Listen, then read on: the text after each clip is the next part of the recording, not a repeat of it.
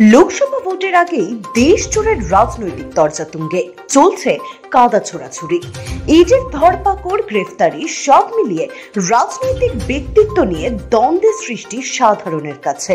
এরই মধ্যে রাজনৈতিক ব্যক্তিত্ব তথা মানুষের মতো একজন মানুষের পরিচয় দিলেন হাওড়া জেলার তৃণমূলের সংখ্যালঘু সেলের সভাপতি শেখ গোলাম মার্সেলিন। মানবিক পরিচয়ের নিদর্শন এর আগেও তিনি বহুবার দিয়েছেন। সামাজিক কর্মকাণ্ডে তিনি সদাই এগিয়ে, বরাবরই তিনি শিক্ষার অগ্রগতি চেয়েছেন।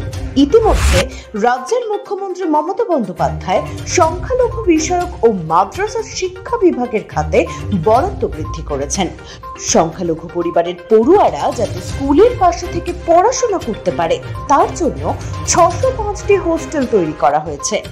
এর মধ্যে 433টি কার্যকর হয়ে গেছে ইতিমধ্যেই। সেই তৃণমূল সুপ্রিমোর কর্মকাণ্ডে অনুপ্রাণিত হয়ে প্রতি বছরের মতো এবছরও শেখ গোলাম মার্সেলিন হাওড়ার ক্যারি রোডে মসজিদ আয়েশার তরফ থেকে মাদ্রাসা স্কুলগুলির পাশে দাঁড়ালেন। নিজের পারিবারিক 4 কাঠা জমি দেবোত্তর সম্পত্তি হিসাবে দান করে দিয়েছিলেন 2015 সালে। সেখানেই গড়ে ওঠে মসজিদ আয়েশা। বর্তমানে এই মসজিদের রক্ষণাবেক্ষণের দায়িত্বে রয়েছেন তিনি এবং তার পরিবার। তারপর থেকেই তিনি এই মসজিদের মাধ্যমে সমাজ কল্যাণমূলক কাজ করে আসছেন। যুগে যুগে বহু অসৎ ব্যক্তিরা মিথ্যাচার করে ভুয়ো মাদ্রাসার নামে টাকা তুলে তা নস্যাৎ করেছে, আর সেই কারণে বহু ক্ষেত্রে আলেমরা অসম্মানিত হয়েছেন। কিন্তু গোলাম মার্সেলিন ভেবেছেন সেই সব আলেমদের কথাও, যাদের গভীর জ্ঞানকে কখনো অসম্মান অপমান করা উচিত নয়।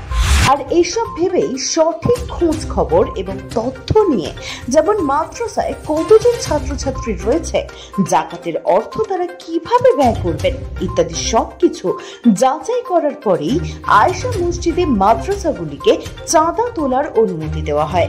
জানা যায় প্রতি বছর প্রায় 6 থেকে 7 লাখ টাকা অনুমোদন দেওয়া হয়। এই উদ্ভাবনী প্রচেষ্টায় গোলাম মার্সেলিন কোনো ত্রুটি রাখতে চান না। একজন নেতার আসল প্রতিচ্ছবির আরেক নামই হয়তো শেখ গোলাম মার্সেলিন। শুনে নিন এই বিষয়ে কি বলছেন তিনি। আজ থেকে 2015 সাল যখন আমরা 2 ভাই মিলে মাসওয়ারা করে আমাদের এই জমিটাকে আমরা মসজিদ করার জন্য ওয়াফ করে দিই, ওয়াফ আলাউলা। আর এই মসজিদের মাতওয়াল্লি আমরাই। তো এই মসজিদ করার পরে আমার একটা ধারণা হয়েছিল, যেহেতু দাওয়াতে তাবলীগের সাথে আমি যুক্ত এবং বিভিন্ন দারুল উলুম দেওবন্দের বড় বড় আলেমদের সঙ্গে আমার বন্ধুত্ব আছে, তো আমার মনে হয়েছিল যে আমরা যারা ওস্তাগার, আমরা যারা ব্যবসায়িক মানুষ ব্যবসা করি, আর আমাদের বাড়িতে যে সমস্ত মাহতামিমরা, মসজিদের মাদ্রাসার শিক্ষকরা চাঁদা তোলার জন্য আসেন জাকাতের, ঈদের সময়, রোজার সময়, তো আমরা না থাকার কারণে আমাদের ঘরের মহিলারা তাদের কদর চিনতে পারে না, আলেমদের যে ইজ্জত সেটা জানতে পারে না, তাদের সাথে মিসবিহেভিয়ার্স করে ফেলে অনেক সময়। তো এই দিলে আমার মধ্যে একটা তড়প ছিল। এই তরফ থেকেই আমার মনে হয়েছিল এমন একটা নিজাম তৈরি করা দরকার যেখানে আমাদের আলেমরা সম্মান পাবে এবং জাকাতের টাকাটা সঠিক জায়গায় সঠিকভাবে পৌঁছে যাবে। তো কারণ এরামও আছে অনেক মাদ্রাসার বিল ছাপিয়ে এসে মানুষ টাকা তুলে নিয়ে চলে যায়, অথচ দেখা যায় তার নামে মাদ্রাসাও নেই। তো আমরা তাই 2015 সালে একটা জিনিস তৈরি করলাম যে আমরা এই মাদ্রাসায় 2015 সালের পর থেকে একটা নিজাম তৈরি করলাম যে আমরা যে সমস্ত মাদ্রাসা মসজিদে আয়েশায় আমাদের কালেকশনের জন্য আসবে, সেই মাদ্রাসাগুলোর আমরা প্রথমে খোঁজ খবর নেব, তাদের কত ছাত্র আছে, তারা জাকাতের টাকা কিভাবে ব্যবহার করে, সঠিক পন্থায় ব্যবহার করে কিনা খোঁজ খবর নেবার পর যে কোনো সঠিক মাদ্রাসা হবে সেই মাদ্রাসাগুলোকে আমরা এখানে চাঁদা তোলার অনুমোদন দেব। তো আমরা সেইভাবেই আমরা 2015 সাল থেকে আমরা শুরু করেছি। আস্তে আস্তে এখন প্রায় দেখা যায় আমাদের 4টে সপ্তাহে মিলে 70-80 খানা মাদ্রাসা আমাদের এই মসজিদে এসে কালেকশন করে এবং বাৎসরিক প্রায় 6-7 লাখ টাকা কালেকশন এখান থেকে হয়ে যায়। তো আমাদের নিয়ত একটাই যে আমাদের যে শিক্ষা প্রতিষ্ঠানগুলোকে যদি আমরা হেফাজত না করতে পারি, আগামী দিনে আমাদের দেশের যা পরিস্থিতি, আমাদের দেশের যা ভয়াবহ পরিস্থিতি হয়ে আসছে, তাতে আমাদের মুসলিম ছেলেরা মুসলিম থাকাটা সংকীর্ণতা সংকটের মধ্যে পড়বে। সেই কারণে আমাদের এই মাদ্রাসাগুলো হেফাজত করা আমি মনে করি প্রত্যেকটা মুসলিম উম্মতে মুসলিমার প্রয়োজন।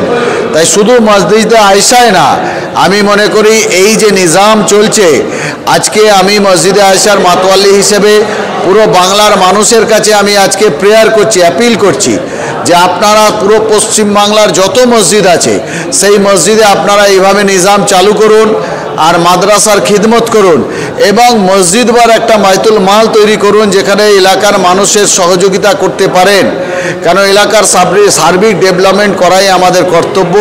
যেহেতু আমি হাওড়া জেলা সংখ্যালঘু সেলের আমি সভাপতি, আমার মনে হয়েছে সংখ্যালঘুদের মধ্যে সবচেয়ে সংখ্যাগুরু হচ্ছে মুসলিমরা, তাই আমাদের এই সংখ্যালঘু সম্প্রদায়ের অগ্রসরের জন্য কাজ করা এটা আমার দায়িত্ব, আমার জিম্মেদারি। কারণ আল্লাহ সুবহানাহু ওয়া তাআলা চেয়েছেন তবেই আমি সভাপতি হতে পেরেছি। তো আল্লাহ যেহেতু এই দায়িত্ব আমায় দিয়েছেন, আমি আমার জিম্মেদারি পূরণ করার চেষ্টা করছি। বাকিটা আমি জানি না আমি কতটা করতে পারছি কিনা। যদি আমার কোনো ভুল ভ্রান্তি হয় আপনারা আমাকে কারেকশন করাবেন, আর আপনারা আমার জন্য দোয়া করুন যাতে আমরা ইখলাসের সাথে দ্বীনি খিদমত করার জন্য, খিদমতে খলপের জন্য আমরা আমাদের জীবনটাকে ওয়াক করে দিতে পারি। এই বলেই আজকে আমার এই কথা। আর আবার আমি সমস্ত বাংলার মসজিদের কাছে আমি অ্যাপিল করছি, আপনারাও আপনাদের মসজিদে এই ধরনের একটা নিজাম চালু করুন যাতে সমস্ত আলিমরা ইজ্জত পেয়ে যাক। আর যখন সমাজে আলিমরা ইজ্জত পেয়ে যাবে দেখবেন সেই সমাজ কিন্তু উন্নত হবে ইনশাআল্লাহ। এখানেই আমি আমার এই মতামত শেষ করলাম। ব্যুরো রিপোর্ট, আমার উৎসব নিউজ।